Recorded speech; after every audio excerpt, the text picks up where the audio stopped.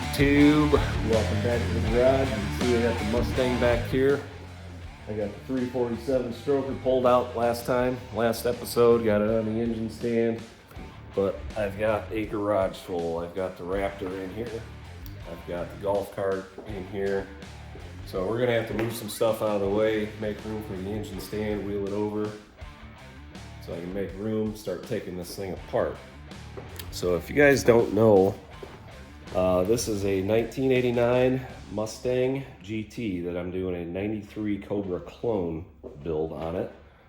Last time that you saw this Mustang, we pulled the engine out of it. So this episode, I'm gonna wheel this stand over, make some room in the garage, and we're gonna take the engine apart and see what's going on with it. So this engine did sit for a very long time when it was in the car and operational. Back in 2020, I was doing a lot of painting in here and I didn't want to get overspray all over this car, so it would sit outside for days on end. And I remember it was a very cold week and the car was sitting outside. Went to go start it up to pull it back inside. I had no oil pressure. So that was the last time this engine has ran, and that was 3 years ago. So my suspicion is the reason I did not have oil pressure is because when I pulled the distributor out, there was no oil pump drive in there. So I'm guessing that that shaft sheared or broke and is probably laying down there somewhere in the oil pan. So we're gonna pull this bad boy apart, see what's going on with it, freshen it up, give the block a fresh coat of paint, new head gaskets, new intake gaskets, and then we're gonna sell it. I'm gonna sell this motor because I'm gonna go with a 351 based stroker, and I'm gonna get some bigger AFR heads, probably the 220s. These are 185s on here right now. So I'm gonna get to work here, move this golf cart out of the way, get the Raptor out of here. And to be honest with you guys, I'm dragging butt today. I have a bad head cold. I've had like 2 cups of coffee, that's not cutting it. So what we'll do is I'll get all this stuff pulled out. I'm gonna take the Raptor for a little ride, go down to the gas station, get me an energy drink or whatever, get the stand set up, and I'll see you guys in a little bit.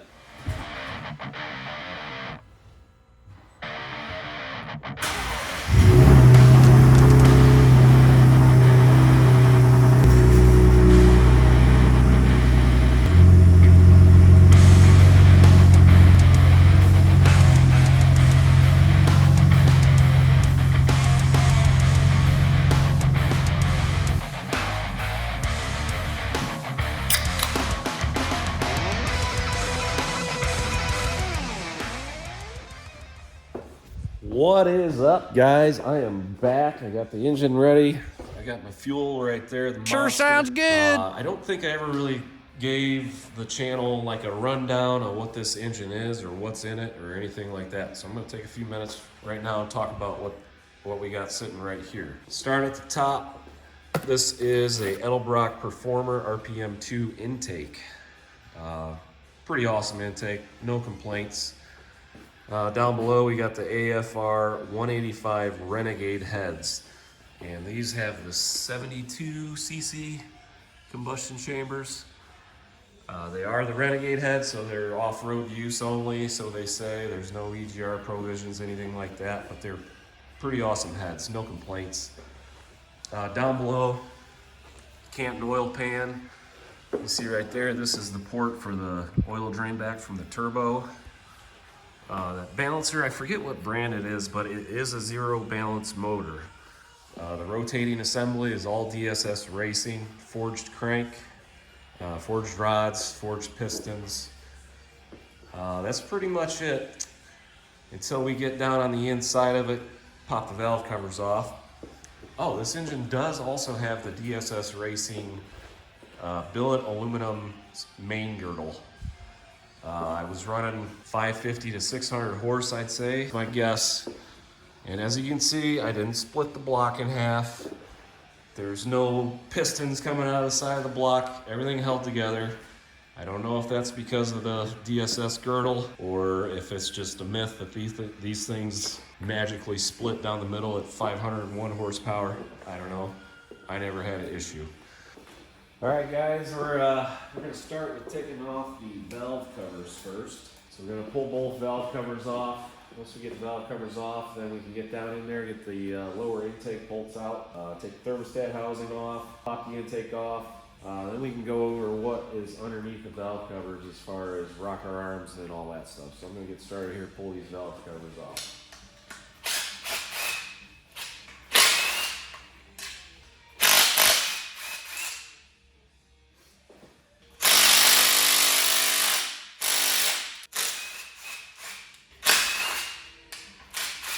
I got one right back here in this corner.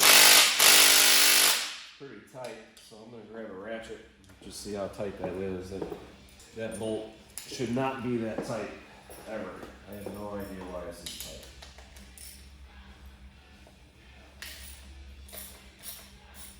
That was weird.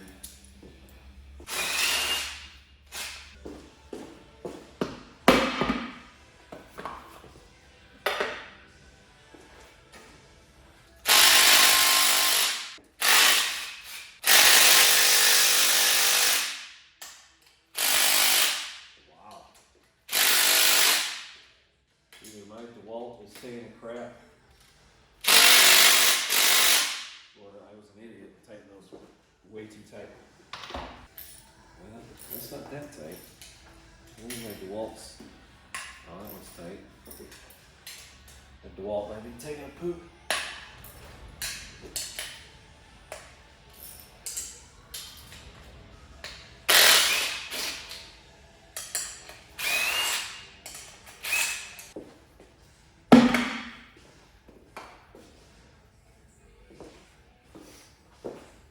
One little quick tip that I thought I'd share with you guys. So kind of what I do as I am tearing down the motor.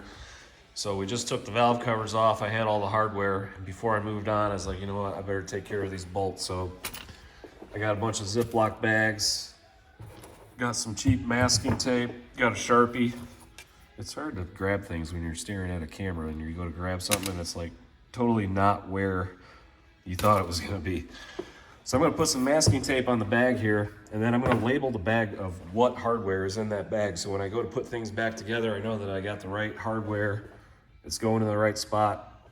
So that's, just thought I'd share that with you real quick. That's kind of how I do things. Here's a quick look of the roller rockers. These are comp 1.6 ratio. And you see the AFR heads, they have the dual springs, dual valve springs. I don't know what your guys' opinion is, but as far as cylinder heads go, for a small block Ford, I think AFR is probably the choice for a lot of people. But if you guys have a different opinion, drop down in the comments below. Let me know what you think is the best cylinder head for a small block Ford. Let me know in the comments. Go ahead and pop this lower intake off. Once we get that off, I'm gonna go through, take all the rocker arms off each cylinder head, probably go over to the bench over here, lay out some cardboard. I'm gonna set everything down in order. So as I take them off, I'm gonna set it on the cardboard as if the cardboard was the engine. So that way when I put this thing back together, for the lucky buyer, we know everything is going back the same. And the reason you want to do that is because in the machining process, like, everything is not exact. So when you put an engine together, it's going to wear into place as where each component was in the motor. And if you go and switch things around when you put it back together, it's pretty much a brand new break-in process all over again. And some things might not wear right, and you're going to have problems. So if you're going to take apart a motor, put it back together with the existing parts that you pulled out, you want to make sure that you put it back exactly the same way. I'm gonna loosen up this hose clamp here. It goes on the thermostat housing. Rather than wrestling with a screwdriver and all that, trying to pry this hose off, I think I'm just gonna take these two bolts out of the thermostat housing, break that gasket loose, and then I can kind of peel it back and just pull that thermostat housing up, and that will get that hose off for me fairly easy. I'm hoping.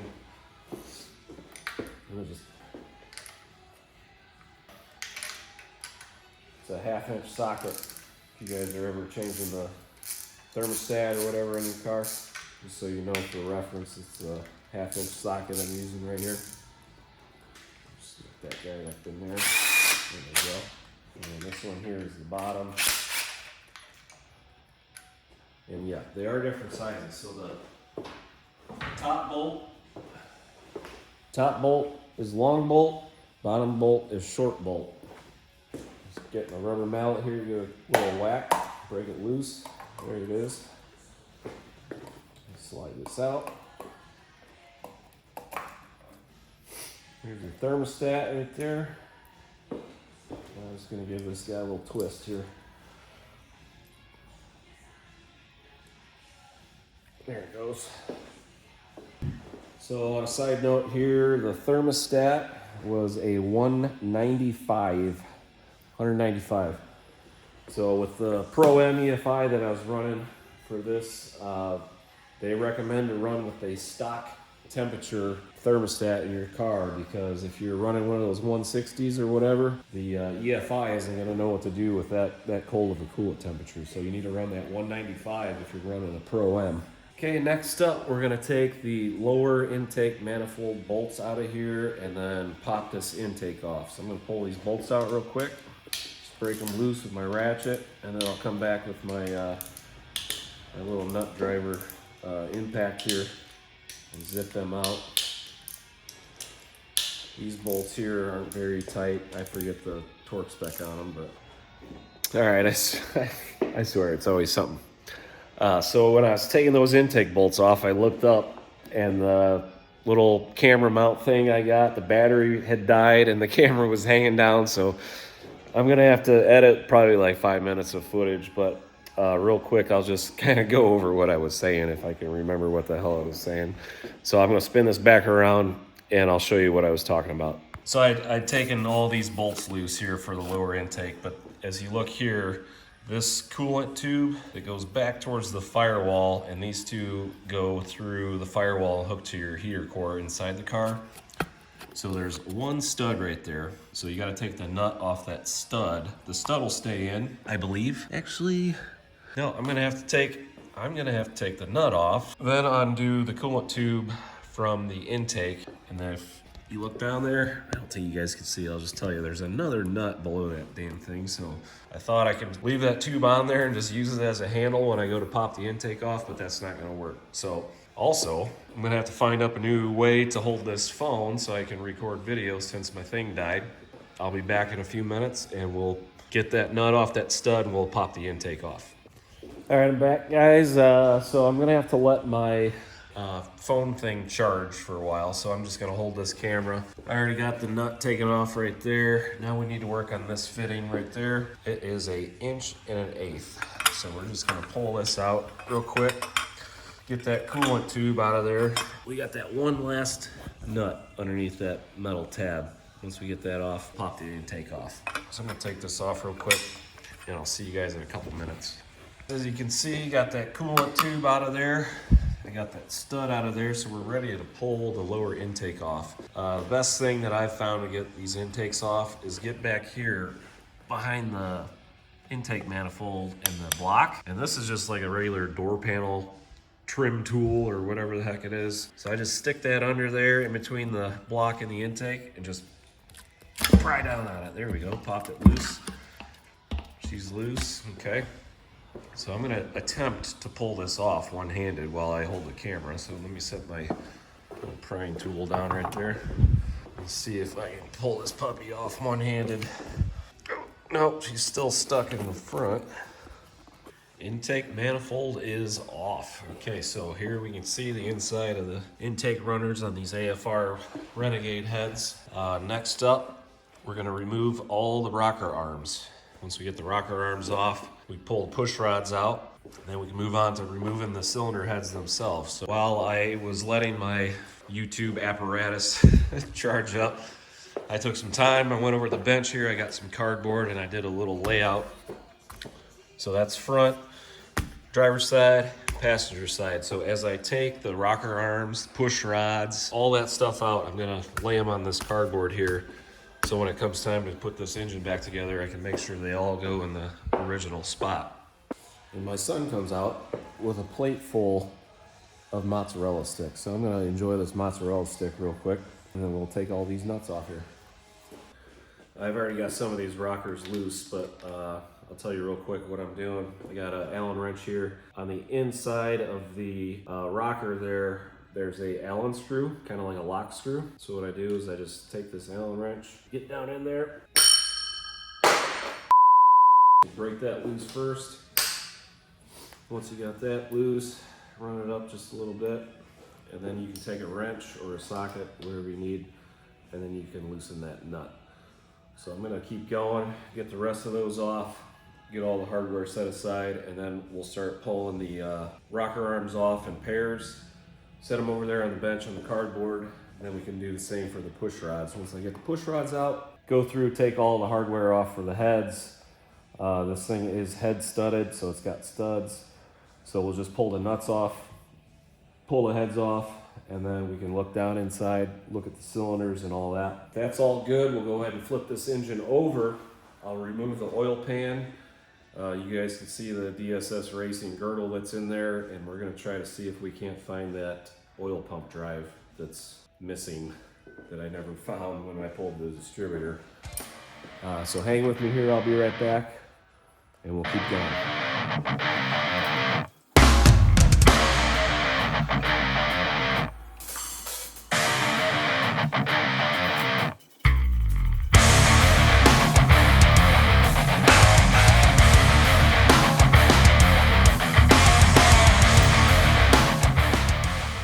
Guys, I already went ahead with a breaker bar and loosened up these nuts for the head studs.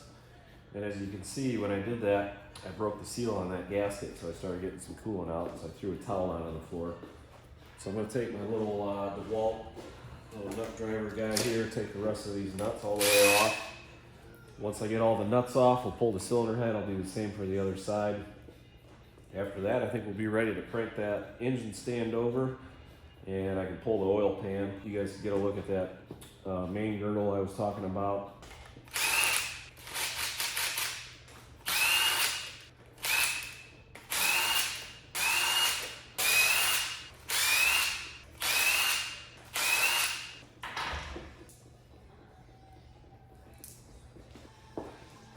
I gotta go back for the last mott stick too. Can't let these go to waste. So I'm gonna do similar to what I did to get the intake off. I'm gonna use my little door panel tool again. Try to get it in between the block and the cylinder head. Just kind of pry up a little bit. See if I can get, oh yeah, it won't be too bad at all. I'm gonna step right here. I might block the view of the camera, but I'm gonna attempt to pull this cylinder head off. Kind of slide it straight up, right off the studs. Get your fingers under it. There we go. Both cylinder heads off. I got this bucket right here. Put it in the back corner of the block. That's going to be the lowest point. So when I pull this pin out of my engine stand, I'm going to rotate that thing down and try to get the last bit of coolant out in this bucket. So let's see how good my theory is right here. I'm probably going to block the view of the camera, but I'll try my best to stay out of the way so you guys can see what's going to come out of this thing. Well, some of it's going in the bucket. Didn't work out as planned.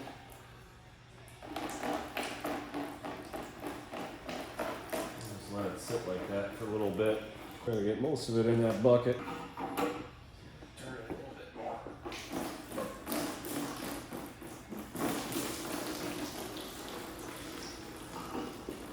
Alright, I'm just going to go ahead and flip this thing the rest of the way.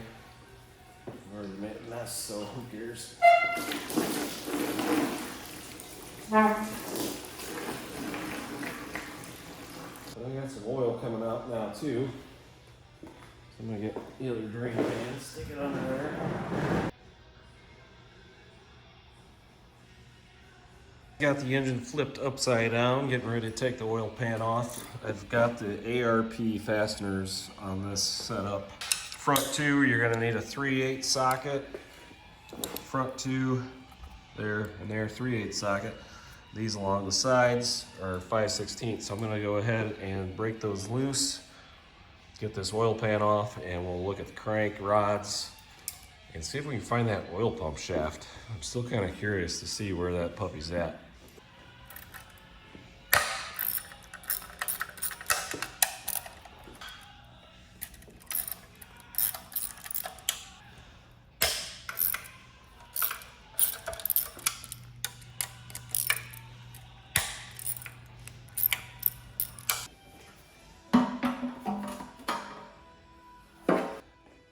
Did not see the oil pump rod. Oh, I do see it. I see that puppy. I see it is right here. Does not look like it's messed up. I don't know. We'll have to do some further investigating, see what the hell happened. All right, oil pan is off. Let's get a check of this hardware on the inside. Here's that girdle I was talking about. I don't know if that's what kept this thing together or I just had a good tune in it. I think the key for these motors is you don't want to rev them to the moon. You want to keep them fairly low RPM for them to stay together on you. Here's a look at the girdle. You can see down in there, DSS pistons, rods, all ARP fasteners, all the good stuff. Like I said, it was a good engine, but I need more. It's not enough for me. I got the bug. I want something stupid fast, just really crazy. So I don't think I'm gonna go any further on the bottom end. This all looks good to me. I'm gonna flip the thing back over. We'll take a look at the cylinder walls, make sure everything's good. If that all checks out, I think what I'll do is I'll just clean up the cylinder heads. I'll get a gasket set, you know, a new set of head gaskets, intake gaskets, put this thing back together, give it a little fresh coat of blue on it, and it'll be ready to sell. I don't remember the cam specs off the top of my head. It is a comp cam, it's one of their stroker cams. I can find that cam card and put the specs up on the video of what the cam is. But yeah, I'm gonna set the camera up on the stand, we'll flip the engine back over, we'll take a look at the cylinder walls. I'm pretty sure I should be able to spin this engine over by hand if I just grab this crank pulley here. I don't know if I can do it one-handed. Nope. So I might have to get two hands on that puppy. We'll spin it over, make sure everything looks good. I'll see you in a few. All right, I'm gonna grab this crank pulley here, see if I can turn this thing over by hand. Oh yeah, my hands are pretty greasy, but it's moving pretty good here. We'll take a look at these cylinder bores real quick, see what they look like. This copper color that you see here, that's just some copper gasket sealant stuff. Cylinder bores feel pretty good. I'll have to rotate it again. Get those pistons down and everything feels good in there. No deep scratches or anything like that. Just a little bit of carbon deposits on the top of the pistons, as you'll have that, so I'm not worried. It's not terrible, so just figure out why that oil pump shaft was laying down there. I might have to pull my distributor out of storage and look at the bottom of that, make sure that nothing's wrong with the bottom of the gear there, but not too bad. I think I'm gonna just do a quick cleanup on the block. I'll get a new set of head gaskets put on there. I'll clean up these cylinder heads that I got on the bench. Get all this old RTV off there. Clean up the combustion chambers, and we'll just put this thing back together. It'll be a good little engine for somebody else, but like I said, it's not what I'm looking to do with my project. We're looking for a little something more extreme. Yeah, that'll do it for this one. Hope you guys enjoyed the teardown of this motor. Be a couple weeks, I'll order a gasket set, get all these parts cleaned up, and then maybe we'll do another video on the reassembly of it. All right, guys, hope you enjoyed the video. If you did like the video, make sure you give me a thumbs up. Maybe give me a subscribe, because you're not gonna wanna miss any more of this action on this engine, this car, or any other cool stuff I got going. I have the first mod planned for the Raptor. Nothing huge, but it's gonna be cool. It's gonna be cool. So I'll see you on the next one.